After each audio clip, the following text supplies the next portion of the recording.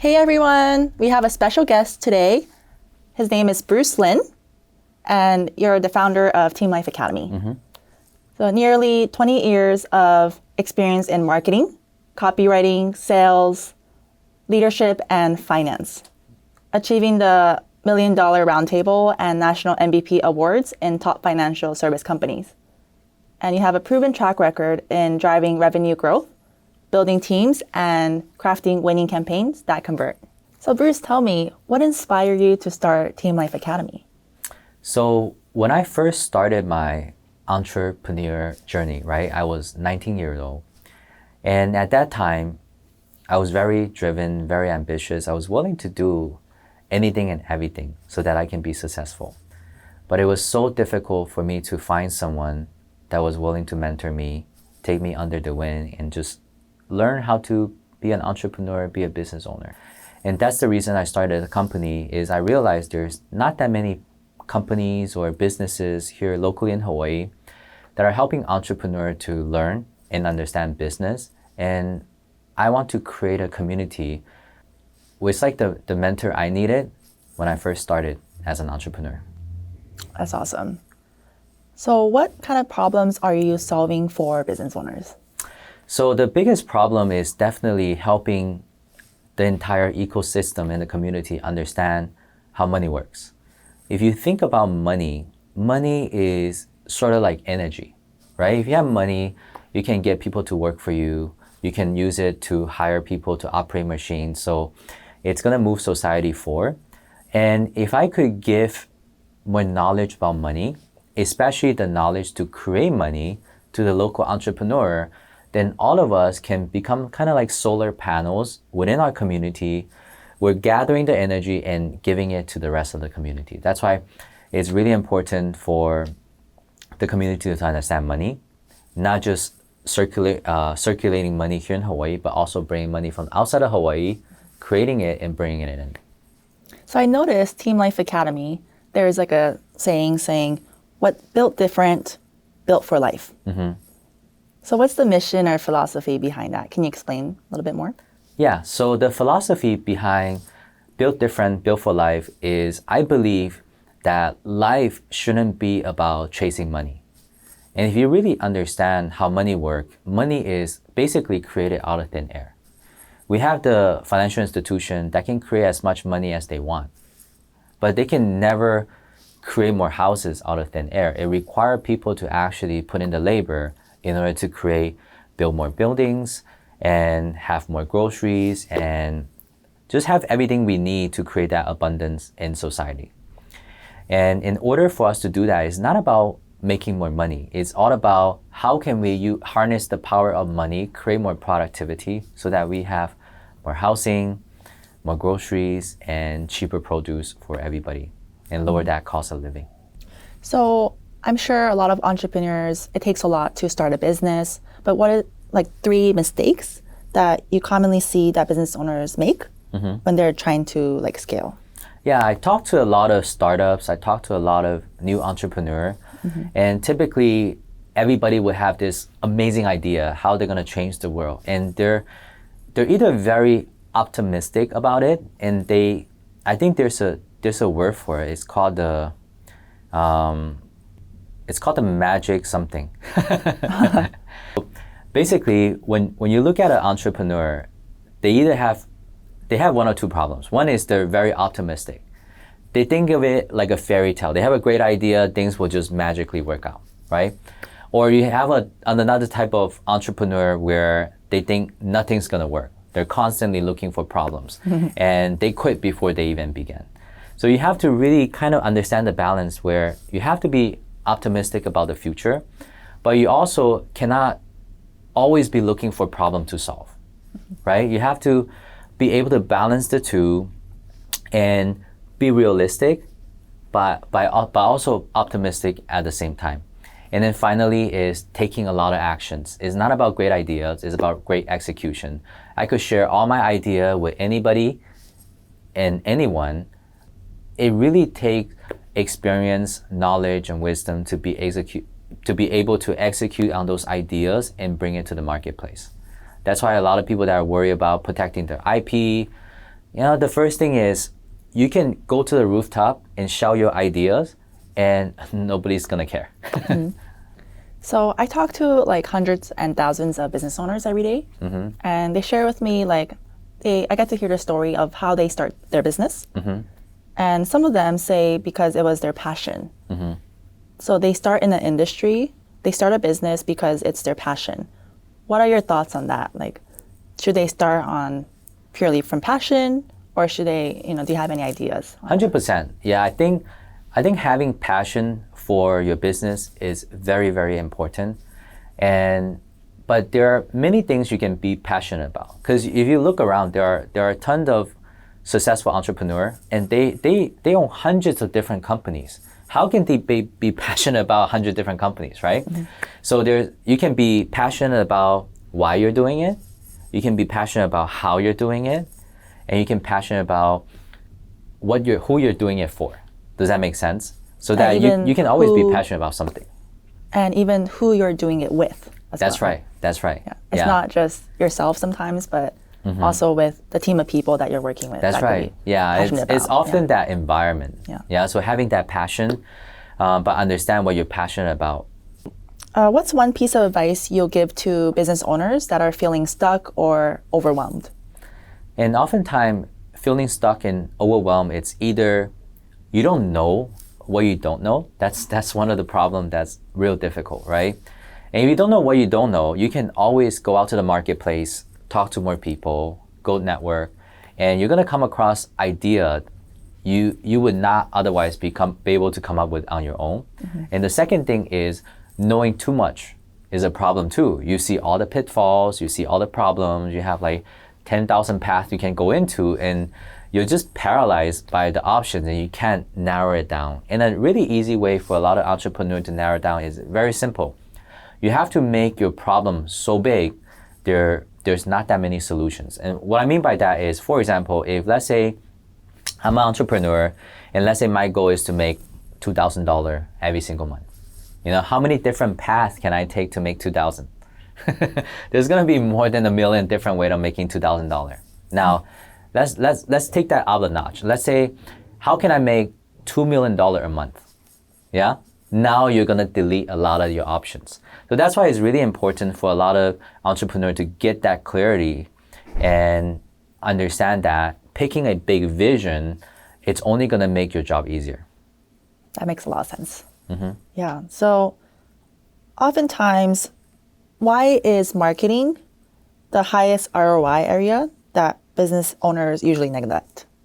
Yeah, so I go through the same problem too. When I was running my business earlier on, I was so afraid to spend marketing dollars because number one is I can't close the deal. Okay, so that's the first thing is I'm worried about even if I spend the marketing dollar, I might not be able to get the ROI because I can't close the deal. That's number one. Number two is when I'm figuring out how to sell and close, now I need to venture into the marketing side. How do I know somebody understand what I'm trying to do? How do I know if they know how to target the right customer? Do they run the right ads? Do they put my vision in the right place? And I might have to go do different marketing company to finally find somebody that understand me, and that costs money. Same thing with the marketing campaigns. It's always trial and error, A/B testing. You're always split testing, trying to figure out what works and what doesn't work. So that's going to be an area where you're getting the highest ROI, but initially getting in, you're going to be burning a lot of capital. So a lot of entrepreneurs, especially early on, they're really afraid of burning capital and potentially losing all of it. It's a big risk, but also very rewarding once you have it figured out. What's your advice for business owners trying to get funding or get credit lines? So fundamentally, when it comes to getting funding is when you are looking for money for your business, you need to understand typically investors are, let's look at it from investor perspective. They're not looking to buy a vehicle they have to push, right? So you have to have a working vehicle first. So when you're looking at the money that you're gonna get, what are you using the money for? Like understanding that you're using it to solve a problem, and you have to be able to identify the problem before you're going in to get money. And once you created the deal where you can put the money into, then you can get the money anywhere. You can get it from investors. You can get it from your family, your friends, right? You can get it from your customer, and you can also get it from the bank. So once you created that deal, then the capital is not the problem. The problem is most entrepreneurs, they have a failing business, the business doesn't work, and they're looking for funding, but they don't even know what the funding is for. So can you share like a story where business owners got funding and how did it change their business? So I think funding is one of the most important steps when it comes to growing and scaling your business. Because at certain stage of your business, you're going to realize that you no longer have the luxury to go in and learn somebody's job. For example, I've been raising sales organizations, and I'm very good at sales, and I understand the marketing, the messaging, the conversion, the copywriting, and the script writing. But when it comes to AI and technology, I don't have another 10 years to go figure that out. So I need to be able to deploy the capital in being able to bring another expert in-house. So instead of me having to learn a brand new skill set, I could bring in somebody that's an expert, and they can just take those skill set and help me to grow my business. So that's where the capital come in, and that's how you apply it in your business. So in today's economy, how should entrepreneurs think differently about money and leverage? Yeah, so this is a very big thing I realized in the marketplace, that very few people really understand money. Very few people really understand debt and what it can do for your business. You need to really understand it from the economy perspective in order to really deploy money properly. So what I mean by that, if you look at the most powerful country in the world, that's the United States. We owe $37 trillion, and when do you think the United States plan on paying that money back? Probably never. Probably never, right? Yeah. Same thing when you look at a lot of these biggest corporate companies like Tesla, Apple, Amazon. They have hundreds of billions of debt, but they're growing fine. Their CEO is still getting a lot of money. Their executive and their employee, they're all getting a lot of money. So it's not really, money is never going to be the constraint. It's always going to be the value that you're creating in the marketplace. Because if you have 10 people building a house, if you build that house in Las Vegas, you might be able to sell that house for $50,000, $100,000. Okay, but if you build that exact same house in Hawaii, now it's worth $500,000. Okay, so that's the power of leverage, is understanding that you're creating an asset, and depending on where the asset is, you're going to be able to leverage it to get more money. So you always come from the perspective is, how can I bring and create more value in the marketplace, and how can I collateralize that and get more money? So I hear you often speaking about fixing Hawaii's economy. What does that mean to you in practice? Yeah, so when you look at the challenges here in Hawaii, we have a completely different banking regulation here in Hawaii that makes it very difficult for larger banks to come into Hawaii. That's why you don't see banks like Chase, Wells Fargo, Bank of America here in Hawaii, because they have to meet a different set of compliance and regulation in order to come in. And there's not enough economy here in Hawaii to sustain that transition for them. They don't see it as something that's worth the effort, at least not right now. So what we gotta do is, instead of worry about the infrastructure and regulation we don't have here in Hawaii, is by studying and understand what kind of infrastructure and regulation we have outside of Hawaii, how can we tap into those infrastructure and then bringing the money from outside of Hawaii into Hawaii, and then grow Hawaii, grow the asset. And then as the asset grows, as we're getting more talent to come into Hawaii, we can collateralize the companies, the businesses, the asset, the buildings, to get even more capital to flow into Hawaii. So we can slowly get off the tourism economy and slowly build up our own foundation for a better economy. So I know that Team Life Academy hosts a lot of these community events, workshops, seminars, social, whatever the theme is for the events. Yeah. So how can businesses like really come to these events, and it's gonna help them grow their business? Yeah. By coming to the events. Yeah. So because I run sales organization for so long, right? It's always about giving people that organic experience and bring people in not to sell something, but getting people to get a new understanding of different ideas and different philosophies. I'm always a big believer on giving knowledge, giving value, giving wisdom to the community, and charge for the execution. You want to freely share your knowledge, share your experience with people, and ultimately when people know that the changes is going to bring result, the changes is going to bring value, if you're the expert in the marketplace, ultimately they're still going to come to you. Because if you look at a company like NVIDIA, right? Another country might be able to make the chips, but they'll never be able to create the same chip NVIDIA creates. So they have no competition in the marketplace. Everybody has to go to them for their chips. And that's why they're the first $5 trillion company. Yeah? Like you could give away the philosophy, but other people won't be able to duplicate it without your expertise. So recently we had a business owner that is about to start a business. She doesn't have one yet, but she wants to start one soon. And she came to our event. Something that she realized after coming to the event. Yeah, funny thing is I've spoken to this business owner, and she was trying to quit her job and start her journey in the entrepreneur, right? As an entrepreneur. And she realized she have no clue how to begin. So first thing we did is we had a strategy call, kind of just solidify what are some of the directions she should take. I suggested to her that the first thing she should do is she has a certain skill set and talent, okay? Now go into the community, talk to a lot of different business owners, and see what kind of problem they're facing that you can solve with your skill and talent. And when you speak to a lot of different entrepreneur and business owners, they're going to be able to share with you their problem, and you can identify a common problem, and you can create a service or product that will tackle those problems and be the painkiller in the marketplace.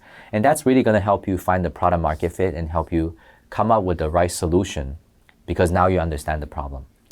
They can really come in as really treating it like a market research and development. Yeah. That's right. Research and development. Okay. Yeah. Yeah. And we can also let them participate in our activities. And every single one of our activities are really designed to pull those things out. For example, when they come in, we typically will have a networking activity. So they're kind of forced to talk to other business owner and kind of pull out wisdom and learn from other people's expertise. That's number one. The second activity is always has to do with skill set. They're learning how to pitch their business. They're learning how to sell. They're learning how to complete a task that really adds value to the business. And then we always have something fun for them to do too.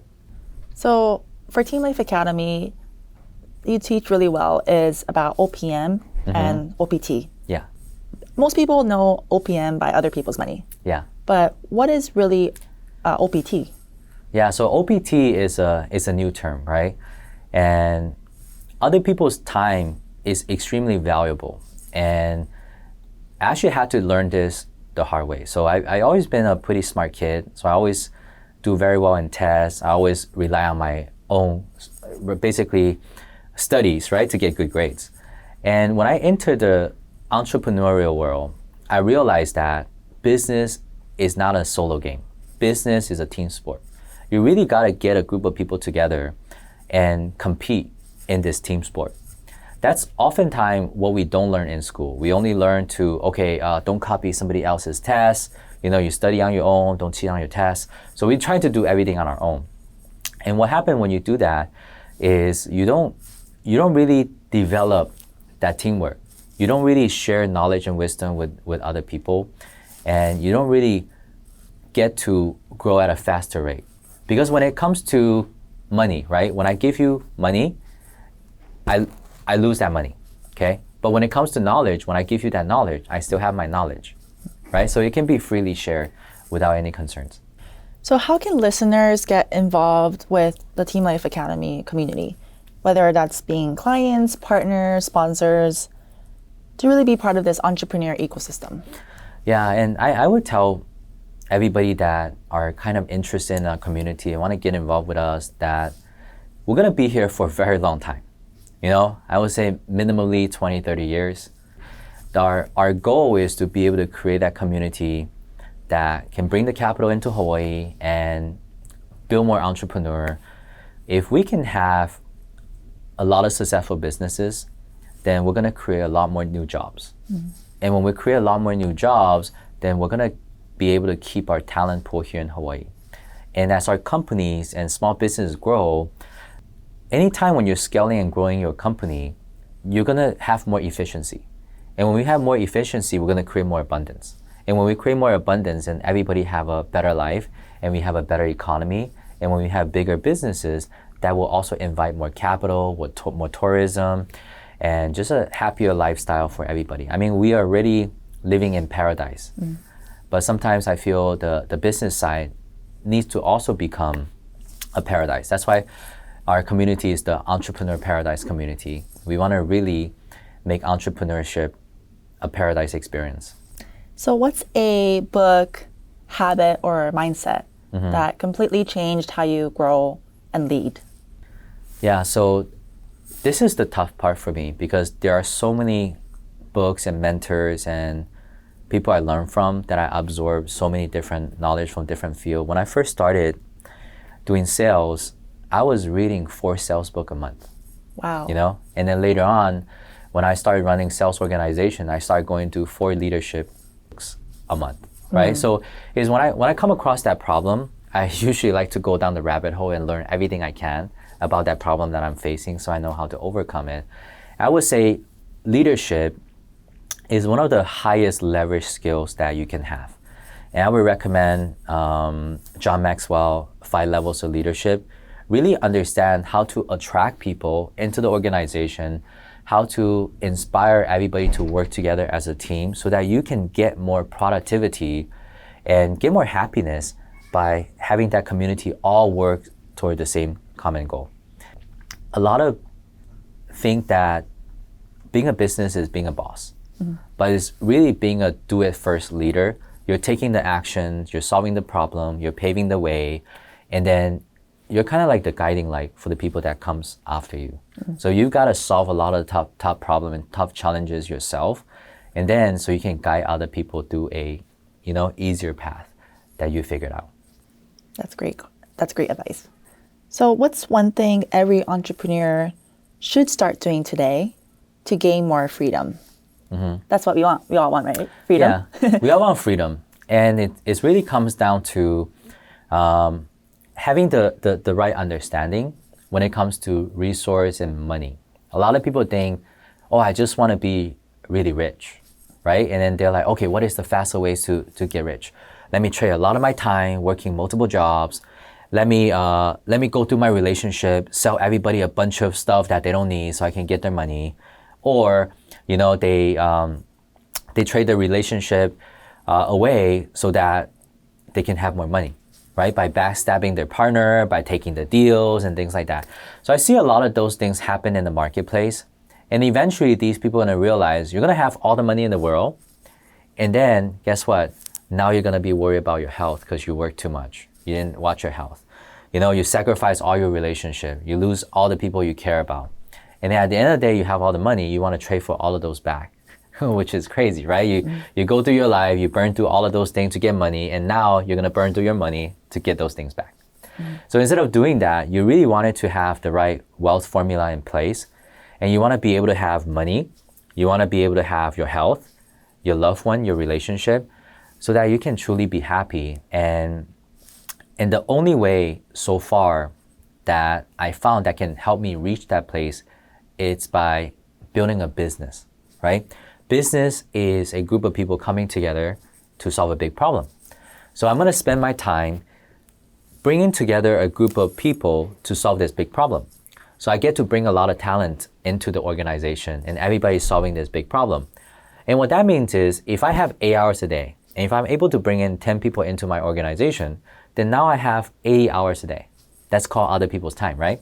So I should be less busy and more productive. Okay, so that's number 1. Number 2 is now I'm solving a lot of people's problem, and a lot of people are going to be paying to get those problems solved. And now I'm gathering a lot of other people's money.